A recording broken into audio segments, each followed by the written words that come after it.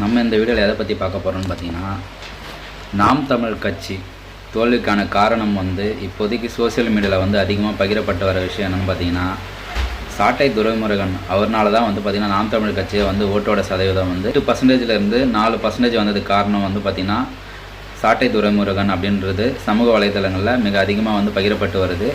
அவர் பார்த்திங்கன்னா திமுகவை எதிர்க்காமல் விஜயை மட்டுமே எதிர்த்து அதிகமான வீடியோ போட்டு தன்னுடைய கருத்தை பதிவிட்டு வந்திருந்தாருன்ற மாதிரி சொல்கிறாங்க. அப்படி பார்க்கும்போது சாட்டை துரைமுருகன் சேனலில் பார்த்திங்கன்னா கனிம வளங்கள் பற்றி அதிகமாக கொள்ளையடிக்கிறது யார் யாரெல்லாம் பண்ணுறாங்கன்றதை பார்த்திங்கன்னா அவர் வெளிப்படையாக ஆதாரத்தோடு சொல்லியிருப்பார். அப்படி அந்த வீடியோக்களை பார்த்த எல்லாருமே பார்த்திங்கன்னா அப்போ அந்த கட்சிக்கு எதிராக ஓட்டு தானே போட்டிருக்கணும். அப்படி போடும்போது பார்த்திங்கன்னா அப்போ கனிம வளங்கள் மற்ற விஷயங்கள் எல்லாத்துக்குமே பார்த்திங்கன்னா நாம் தமிழ் கட்சி தான் அதை தடுக்கிறதுக்கு முக்கிய காரணமாக இருக்காங்க. இந்த ஓட்டுகள் பார்த்திங்கன்னா செதறும்போது அந்த கனிம வளங்கள் பற்றி வீடியோ போட்டிருக்காருல அதை பார்த்திங்கன்னா லட்சக்கணக்கில் நிறையா பேர் பார்த்துருக்காங்க. அந்த வீடியோக்கள் விழிப்புணர்வு யாருமே அடையலையா? அப்படி அடைஞ்சிருந்தாங்க அப்படின்னா கண்டிப்பாக எல்லா ஓட்டுமே நாம் தமிழ் கட்சிக்கு தானே வந்திருக்கும். இது ஒரு தவறுதலாக பரப்பப்பட்டு வருது. சாட்டை துரைமுருகன் அவருக்கான வேலையை அவர் கரெக்டாக செஞ்சார். உடனே பார்த்திங்கன்னா அவர் திமுக கிட்டேருந்து காசு வாங்கிட்டாருன்னு சொல்லுவாங்க. அவர் என்ன பேசுகிறாருன்ற கருத்தை தான் பார்த்திங்கன்னா நீங்கள் முதல்ல புரிஞ்சுக்கணும். அவர் என்ன சொல்ல வராருன்னு பார்த்திங்கன்னா, ரசிகர்களை நான் பார்த்திங்கன்னா மேன்மைப்படுத்தி அரசியல் படுத்தினா மட்டும்தான் அவங்களுக்குள்ள ஒரு தெளிவு வரும்.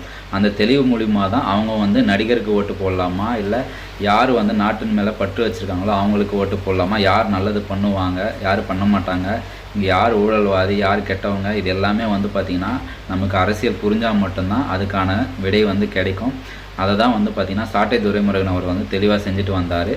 அப்படி இருந்தும் பார்த்திங்கன்னா ஓட்டு குறைஞ்சது ஓகே. அப்படி குறைஞ்சிருந்தோம்னா இந்த 36 லட்சமும் போயிருக்கணும்ல. அது எப்படி 19 லட்சத்தில் நிற்குது? இந்த 19 லட்சம் பேருக்கு மட்டும்தான் புரிதல் இருக்கா? அப்போ மற்றவங்களாம் எங்கே போனாங்க? அப்போ மற்றவங்க புரிதல் இல்லாமல் நாம் தமிழ் கட்சியை விட்டு புதிதாக வந்த கட்சிக்கு பார்த்திங்கன்னா ஆதரவு தெரிவிச்சிருக்காங்க. இது மக்கள் சைடு பார்க்கும்போது அவங்களுக்கு என்ன கரெக்டுன்றதை அவங்க பேசியிருக்காங்க. இருந்தாலும் இப்போதைக்கு ஒருத்தர் ஆசைப்பட்டு ஜெயிக்க வச்ச மாதிரி தான் இப்போ இருந்தது. விசில் சின்னத்தில் நின்று விஜய் அவர்கள் பார்த்திங்கன்னா இப்போ ஆட்சியும் அமைக்க முடியாமல் கூட்டணி ஆட்சிக்காக பார்த்திங்கன்னா ரொம்ப வெயிட் பண்ணிட்டுருக்காரு. அதில் பார்த்திங்கன்னா இப்போ காங்கிரஸ் சேர்கிற மாதிரி இருக்குது. அப்படி சேரும் பட்சத்தில் அவரை நிறைய பேர் ஓட்டு போட்டவங்களே பார்த்திங்கன்னா இப்போ யோசிப்பாங்க, ஏன்னா இவர் போய் காங்கிரஸோட கூட்டணி வச்சுட்டாரே, இவர் போய் கூட்டணி வச்சுட்டாரே, நம்ம ஓட்டு போட தப்பா இல்லையா அப்படின்ற அளவுக்கு இப்போ மக்கள் மத்தியிலே பார்த்திங்கன்னா நிறைய பேர் யோசிக்க ஆரம்பிச்சிட்டாங்க. இப்போ உங்களுக்கு மறுபடியும் ரீஎலெக்ஷன் நடக்கிற ஒரு சுச்சுவேஷன் வருது அப்படின்னா நீங்கள் மீண்டும் தாவேகாக்கு ஓட்டு போட்டு ஜெயிக்க வைப்பீங்களா, இல்லை மாற்று கட்சிக்கு